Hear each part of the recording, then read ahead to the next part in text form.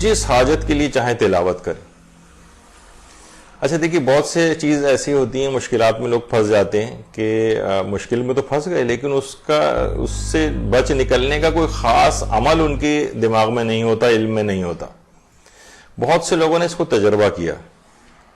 بہت سے افراد کا میں نے پڑھا بھی اور لوگوں سے بھی اس بات کو سنا کہ رینڈملی, یعنی انہوں نے کہا کہ ٹھیک ہے اب باقی تو ہمیں کوئی عمل یاد نہیں آ رہا اس مشکل میں پھنسنے کے لیے, تو ایسا کرتے ہیں کہ اس نیت سے سورہ الحمد پڑھتے ہیں, تب بھی وہ مقصد حاصل ہو گیا. اور بعض اوقات یعنی جیسے کہ ایک عمل ہے علامہ مجلسی کے لیے, اور کچھ کہتے ہیں علامہ مجلسی کے والد تقی مجلسی کے لیے, آیت اللہ سید موسیٰ شبیری زنجانی نے جو عمل وہ کیا ہے, ایک بتایا ہے کہ فرماتے ہیں کہ یہ بات تجربہ شدہ ہے اور میں نے اس کا کئی مرتبہ خود تجربہ کیا ہے کہ اگر کہیں جانا ہو اور سواری نہ ملے یا راستہ بند ہو جائے, کوئی رکاوٹ آ جائے, ٹریفک جیم کے اندر پھنس جائے مثلا, اس وقت اگر ایک سورہ فاتحہ پڑھ کر علامہ مجلسی کی روح کو ہدیہ کی جائے, یا ایک جگہ پہ یہ بھی ہے کہ علامہ مجلسی کے والد تقی مجلسی کی روح کو ہدیہ کی جائے, تو فوراً ہی وسائل پیدا ہو جاتے ہیں اور مسئلہ حل ہو جاتا ہے. ذکر ہے مشکل کشا جو کتاب ہے اس کے اندر بھی آیت اللہ شبیری زنجانی کے حوالے سے بات لکھی گئی ہے, محمد جواد شعبانی مفرد کی لکھی ہوئی کتاب ہے. تو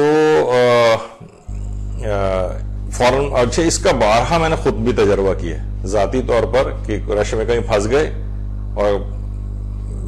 کتنی ہی دیر گزر گئی اور آگے بڑھنے کا نام نہیں لے رہی, اور یہ سورہ فاتحہ پڑھ کر جو ہے علامہ مجلسی یا ان کے والد تقی مجلسی کو ہدیہ کی, منٹوں کے اندر ہی اچانک سے جس طریقے سے ایک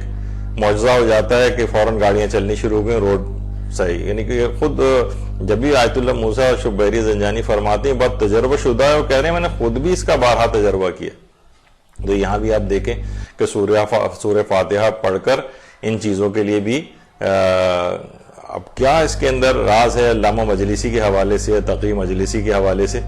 تو میں یہ کہہ رہا تھا کہ خود سے بھی اگر کوئی شخص یہ چیز کرے, ایک دفعہ میں نے جب یہ اس کا ذکر کیا تو ایک خاتون خود مجھ سے انہوں نے بیان کیا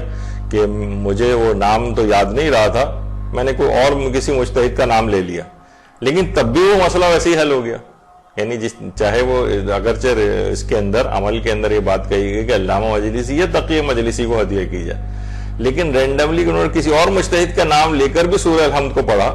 تب بھی وہ والا مسئلہ حل ہو گیا. یعنی اس کے اندر اس لحاظ سے واقعتاً ایک عجیب برکت ہے اس سورہ کے اندر. تو اچھا صرف یہی نہیں بلکہ ایک صاحب خود فرماتے ہیں کہ میری طبیعت میں سستی بہت زیادہ تھی, کاہلی بہت زیادہ تھی. وہ فرماتے ہیں کہ میں نے تنگ آ کر خود سے ہی, مجھے کوئی عمل تو پتہ نہیں تھا, میں نے کہا چلو میں 21 مرتبہ سورہ الحمد پڑھتا ہوں, خود ساختہ طور پر. کہہ رہے میں نے شروع کی اور دوسرے تیسرے ہی روز طبیعت سے سستی بالکل غائب ہو گئی, جو کہ مہینوں اور سالوں سے ختم نہیں ہو رہی تھی, اور اس کی جگہ چستی نے لے لی, کاہلی دور ہو گئی, طبیعت بالکل فریش ہو گئی.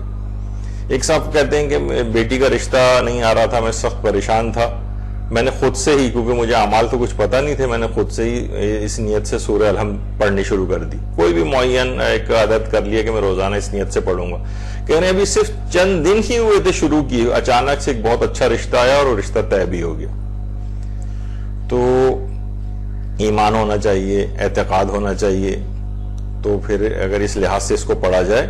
شکوک و شبہات سے اپنے آپ کو دور کرتے ہوئے, تو